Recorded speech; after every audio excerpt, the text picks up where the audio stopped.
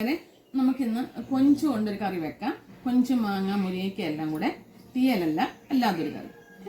അപ്പോൾ നമുക്ക് വെടിയെടുക്കുമ്പോൾ ഞാൻ സ്റ്റൗ കത്തിച്ച് തവ വെച്ചിട്ടുണ്ട്. എണ്ണ ഒഴിക്കുവാണ്.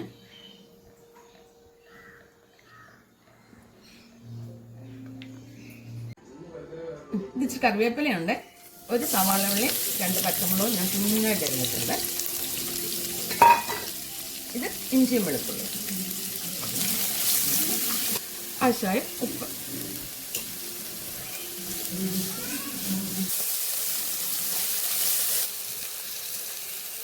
മഞ്ഞൾപ്പൊടി, ഇച്ചിരി മഞ്ഞൾപ്പൊടി ഇട്ടിട്ടുണ്ട് കേട്ടോ.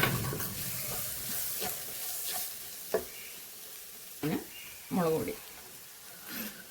നമ്മൾ തീയിൽ വെക്കത്തില്ലേ, അതേ രീതിയിൽ തന്നെ തേങ്ങ വറുത്തരയ്ക്കാതെ നല്ലൊരു കറിയാണ് കേട്ടോ, നല്ലൊരു കറിയാണ്. വെള്ളം,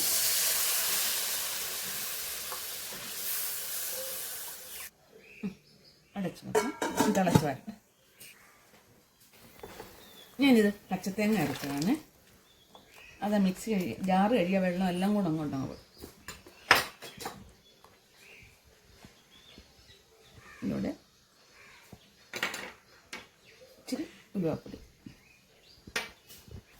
അല്പം മസാലപ്പൊടി. നമ്മൾ കൊഞ്ചല്ലേ എടുക്കുന്നേ. പിന്നെ ഇതുണ്ട് മുരിങ്ങയ്ക്ക.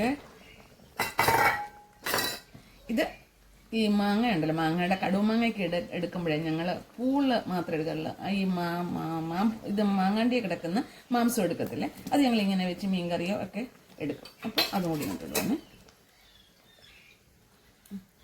പിന്നെ നമ്മുടെ കൊഞ്ച്,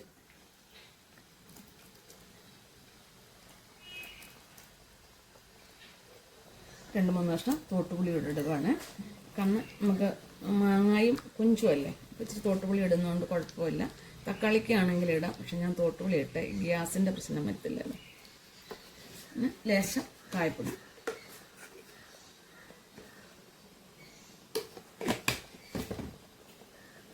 നമ്മൾ ഉപ്പ് കുറവായിട്ട് തന്നെ ഇച്ചിരി ഉപ്പ് ഇടുവാണ്.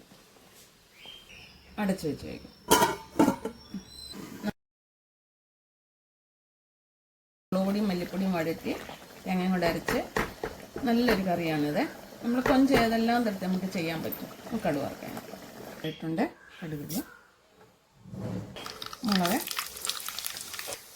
ലേശം മുളക് പൊടി, നേരത്തെ ഇട്ട് അരി.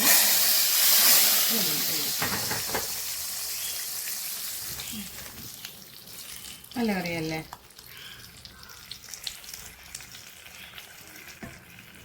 നോക്കട്ടെ,